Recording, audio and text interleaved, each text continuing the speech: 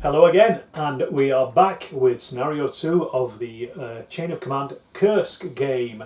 After the Germans took such a massive drubbing in the last one, this is their next attempt to get forward on the 4th of July 1943, prior to the major Kursk offensive. If you haven't seen part 1, I suggest you watch it. There'll be a link somewhere up in one of these corners. Please check it out, and let's just crack on with this game, really. So this is our table here. The German starting point is back here. We're fighting down the long end. This is clearing the way. So the Germans are actually having to clear Soviet minefields. These are all marked here. These are 6-inch square. And these are all marked here. There's 8 in total, of which 2 are dummies. And the Germans have to clear 4 of the live ones to allow the attack to go through in the next phase of the game itself.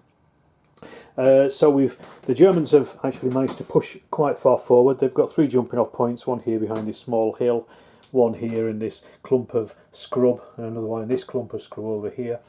Whereas the Soviets, the defending Soviets, have managed to get their jumping off points again relatively fairly far forward.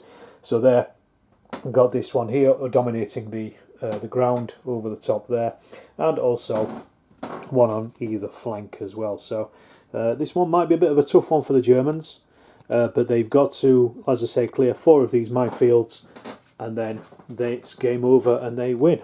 Obviously the Soviets have got to stop them doing that. So the Germans took such a battering last time that they've swapped out their platoon A for platoon B. This is Unterfeldwebel Gunther Schmidt, chap at the back here. Same again, he's a model citizen of New Germany, and he's going to fight hard to ensure that 1918 is not repeated. He's a 20-year-old average chap. We've got, as before, 3 sections, each of 2 teams of LMGs and a junior leader, with some riflemen mixed in. The Germans also in this one they started with 2 mine-clearing teams. For their support options, they chose to get another mine-clearing team. They rolled quite low. I think it was a 1 they rolled. So they've got 3 mine-clearing teams because they really need to get those minefields out of the way as quick as possible. Soviets, on the other hand, same section as before, with our friend Alexander Ivanov. He is commanding his 4 sections. They have lost 1 man, as you can see in the top corner. He was lost from previously, but he will return the next day, so he's going to be in the next game, not this one. And they also rolled relatively low for their support options, so they were only able to take a dug-in marker for one of their sections. That helped them massively in the last game. Let's see if it helps them in this game, and let's just get started. So we've got our force morale. The Soviets are starting with a 9, and the Germans are also starting with a 9 as well. They obviously took a bit of a hammering in the last game. As before, the Germans have got these extra dice, which they can play at any time. The 4 of them to make it up, play 1 at a time to make it up to 6 dice, but they've only got the 4. But it's their turn first, so let's see what they do.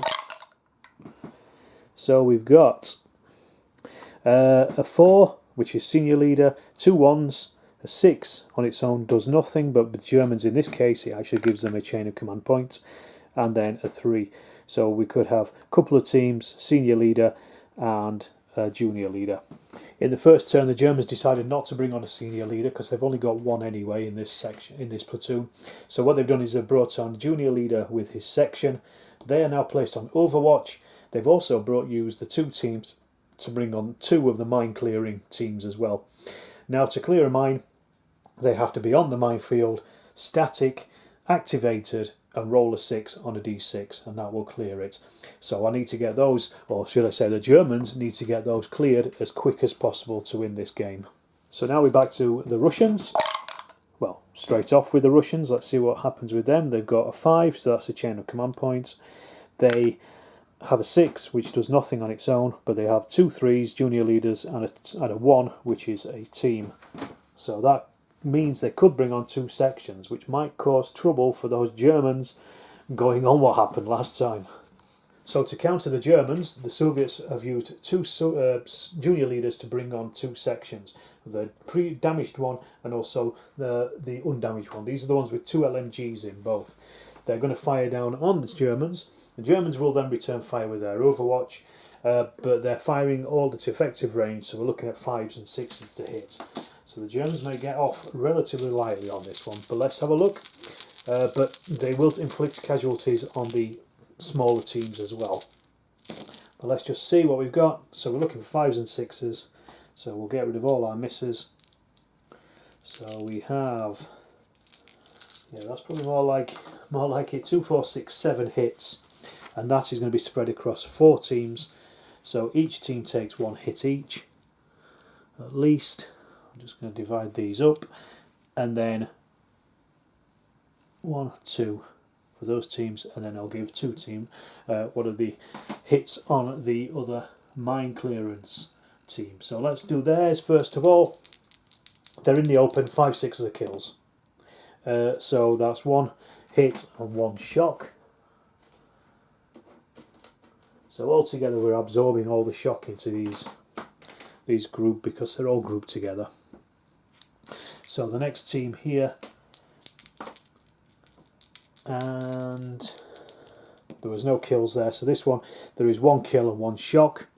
That could be their junior leader, so let's just roll for that. As soon as we put our shock on there, so a kill and a junior leader. So let's see if it's a leader. 1, and it is. No, it's not. So our next team here, that's another kill and another shock, so that's 1 rifleman off. Their shock as well, but let's just quickly see if that it's a rifleman or junior leader. No, it's not junior leader. And then finally 1 more hit on the mine team. A 4 is just 1 shock. So they got away with that reasonably well. However, that was just the first round of firing from the Soviets. So now the Soviets are firing with their second section. That's these ones down here. They're riflemen down. Same again, 5s and 6s to hit. Let's have a look. Oh, that's very poor. It's quicker to pull out the hits. There's only 2 hits. That is the kind of numbers that the Germans are looking for. So we're going to take 1 hit on the main team, and then 1 hit on either of the 1 hit on each of these main teams here, because they're in the centre. So the first one here, that's already had a casualty.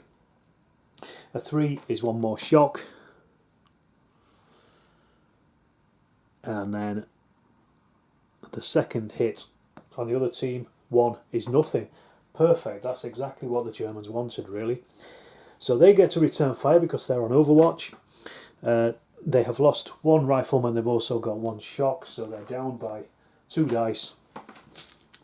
But at least they get a lot of fire back, and they're firing at the Soviets here, who haven't moved, so they are actually in light cover. So we're looking at 6s to kill. We need 5s and 6s to hit anyway. So let's pull those out. 1, 2, 3, 4, 5, 6. That's a pretty good number, to be honest. If they can bludgeon their way through here, that might be good. So there's no teams in the Soviets. They're all 1 unit. So the hits just fall on them all. So we are taking 1, 2, 3, 4 shock immediately on those Soviets. So no kills, but 4 shock at least. So the Germans have at least given almost as good back as they took. So we're back in with the Germans. I think I'm going to throw in an extra dice just to try to get some stuff moving. Now there's certainly Soviets out there. So the 6 on its own gives them a chain of command points. They also have 2 other chain of command points, so that takes them up to 4, in fact, so that's pretty good. It was worthwhile chucking that dice in just for that. And then they have a senior leader, and a section. Not perfect, but at least it means they might be able to lay some fire down on those Soviets. So our German section is going to not move, but it's going to fire. I'm not bringing on the senior leader yet because I need more units on the ground before he comes out, otherwise it's going to be difficult to get those out. They're just going to fire at these Soviets, try to cause as many casualties. Again, remember the Soviet casualties carry over. The Germans have got a 3rd platoon that they can swap out if they need to, if they lose a lot of casualties. So they're looking to actually destroy as many Soviets as possible in their fire. So 5s and 6s. And the Soviets are again in light cover, so we'll just get the hits out. 1, 2, 3, 4, 5 hits this time. They don't really want to turn it into a protracted gunfight, but they may win if they do. So anyway, we've got these 5 hits, 6 of the kills, 4, 5 shock. So not a single thing there, 1s and 3s. Great shooting there, Germans. Okay, that was pretty poor showing from the Germans. So let's see what the Soviets get. Well, that's not great. 2 junior leaders and 3 1s. So they could combine that into another junior leader and bring on another section. But yeah, that's not a great spread. But let's see what happens. So the Soviets have elected to bring on a 3rd section under their junior leader over here, who will also fire across at the Germans here.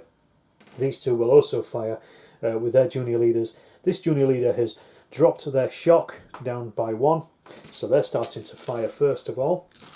Again, 5s and 6s to hit. Let's see how well they do. So we've got 1, 2, 3, 4 hits this time. Again, spread across 4 German teams. So we'll just work our way through them. The first one is the mine layers. 5s and 6s are kills. 3, 4 is shocks. And that's the first one. He just takes a shock. The second team is the section. 3 is another shock on top of the one they already had. The next team is a 2, that's nothing, and then the final mine team is a 3, so that's another shock on them as well. So we probably really need to be getting a senior leader out here to clear some of this shock away. Then we've got the section up on the hill, they're firing down, same again, 5s and 6s to hit. So they're 2 LMGs.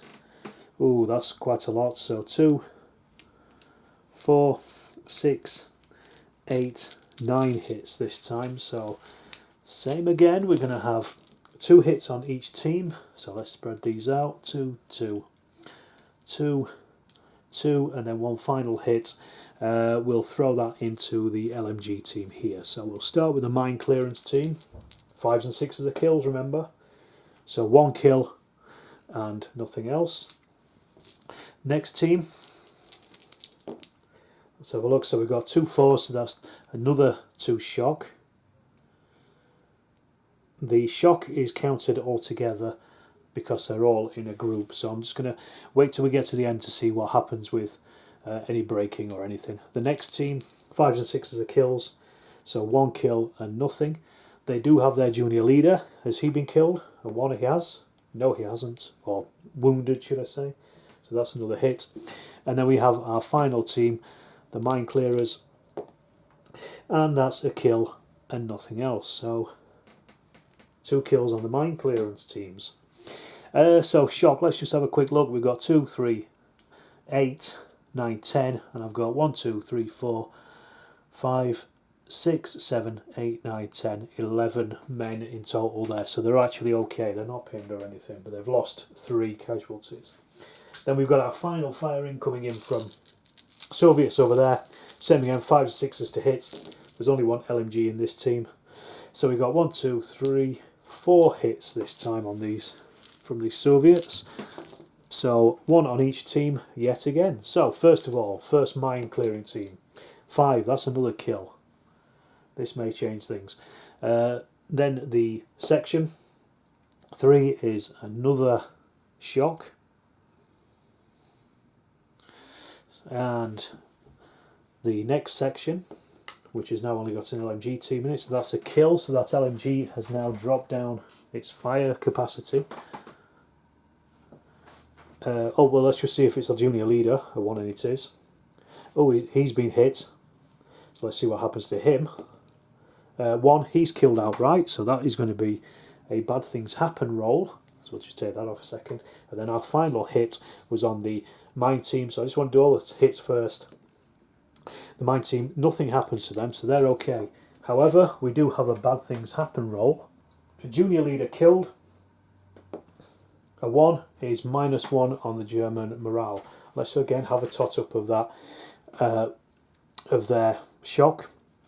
So 8, 9, 10, 11, and they've got 1, 2, 3, 4, 5, 6, 7, 8, 9 men. So they're actually pinned now, and they've lost a point in their force morale. Right, well, the Germans taking a battering already. They're going to try and use their extra dice to bring on as many units as they can this turn. So let's see what they get. Oh, for God's sake. That's 4 chain of command points. So that gives them 1 full dice plus 2 extra. And then 2 ones. So that could be a section or 2 teams. Okay, the Germans have used their roll to bring on another squad on this right flank to hopefully rain down some fire on the Soviets here that are threatening the flank of the other section, and to cause as many casualties as possible. So the Soviets are in light cover, but they are in close range. So we're looking at 4, 5, 6s to hit with the Germans. So let's get rid of our misses first of all. Looks like we've got a healthy number in there. So we've got 2, 4, 6, 8, 9 hits. They are only one team, so let's just roll all together. So we're looking for 6 as a kills, 4, 5 is shock.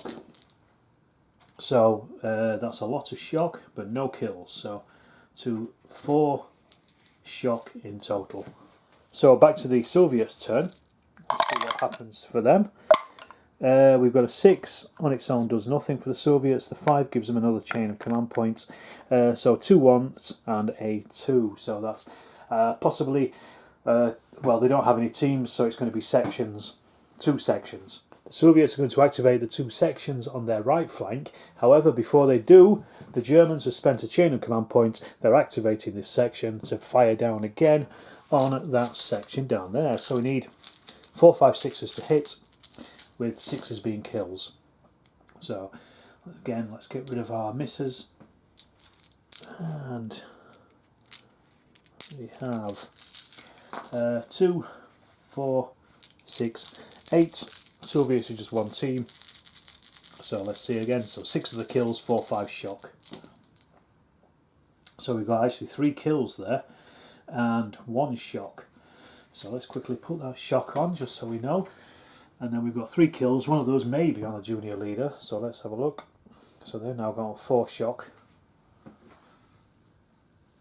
And junior leader, yes, he's one of the killed.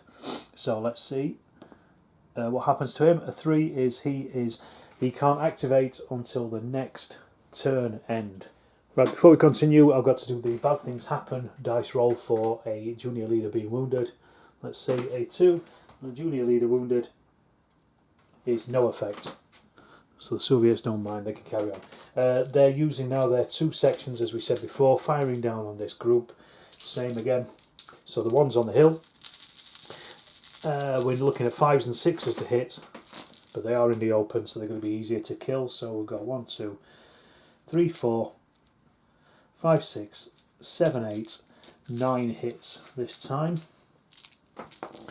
So that again is going to go 2, 4, 6, 8, and then 3 on them. So the mine clearance team here, first of all, that was a 6, but it's rolling to a 4, so I'm going to take them as 4s. So that's 2 shock, but that breaks that section anyway, or that team. So we'll deal with that in a second. We've also got, oh well, actually no, it might be part of the, he's part of this whole group, so he doesn't break individually. But let's have a look, see what happens to these ones here. So we've got 2 shock on those, so they've already got 6, so that takes them up to 8 now. So the entire thing might break anyway. And a kill as well. Their junior leader is dead, so the kill will come off from there. The next one, 2 hits on them, so let's have a look. So we've got a kill and a shock, so we're taking a lot of shock here, so that LMG team is now down to 1. And then over here we've got 2 hits on the mine clearance team, so look at them. 2 6s, that's them 2 killed, the shock comes off as well. So they lost quite a few there. So let's have a look at where the shock is. So we've got 10, 12, 14, and there are 1, 2, 3, 4, 5, 6 men. 5 men in fact. So they've actually broken. So that's going to be a section and a team breaking. So that's bad things happen for the Germans. We've also had a team wiped out here. So let's do the team wiped out first of all. So 3 is, for a team wiped out, is -1 point. So let's just put that there for now. And then we've got a team and a section breaks. So the team breaks, 4 is another point off, so that's 2 now. And then the section breaks, that's a 3. So that's 2 points off, so that's gone up to 4. So the Germans have lost 4 on their force morale, and they're not even moved yet. So the Germans have dropped straight down to 4 on their force morale. These now fall back 2d6 plus d6 plus a 6-inch, sorry. So let's do that before we continue the firing, because there's still another section over there to fire. So the first one will fall back 7. This is the section. 7 and 6. It's 13. This puts them way back, taking all their shock with them. And the team, or the one man on his own, 4 and 6 is he falls back 10. So he's back there as well. Glorious day for Germany so far. So the final Soviet section, this one over here, is now firing at the Germans on the hill. There's no point firing them anymore, they're dead, they're out of it. So we're hitting on 5s and 6s.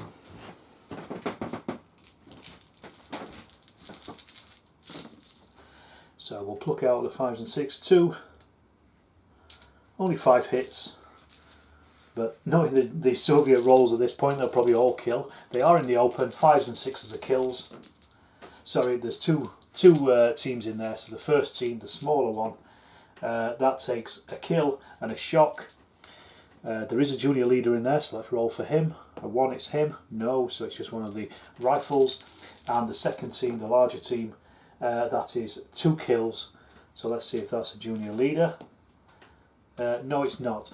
So they lose 3 men and a shock. So back to the Germans' turn. They can't take any more hits on this. They've taken such again another huge hammering that they've lost a third of their units. We need to keep some men at least for the next 5 or 6 games of this. So they're withdrawing. These are going to withdraw. They will withdraw perfectly happily to here.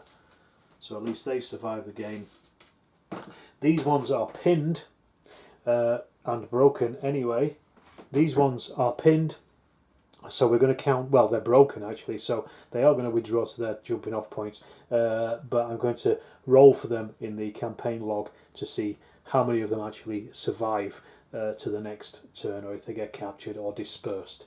So I'll do that off camera, and game over. So yet again another Soviet victory, where they only lost 2 men killed and a junior leader wounded. Nothing over here. This kill was already from the previous game. So the Germans didn't even get anywhere near the minefields. They didn't get to clear a single one of them. So I didn't know which one of these was dummies because I'd randomised them. So let's just take a look and see which is which. So that's a blank, so that means there's a dummy. There's 2 in here, so there they are. The 2 dummies were there on this flank, which is the area that the Germans were going for anyway. So that would have been pretty crap. I'm not really sure how they could have done that. Very, very tough scenario. Very difficult, under a lot of Soviet fire. I think if the Soviets had worse dice rolls and the Germans had better, they may have done a little bit better themselves. But that's it. We're moving on now to the actual Kursk attack. So that's going to be the next game in this campaign. Well, thank you for watching. I know this is another short game, but hopefully the next one's going to be a bit longer. These were just the preliminary games for this campaign. And hopefully it should stay equally as interesting, and if not as fraught as these games have been. So thanks for watching. Hope you've enjoyed it. If you have, please subscribe, leave me a comment, and if so, you know, check out my Patreon and all the blog and everything else that I put out there. So thanks again.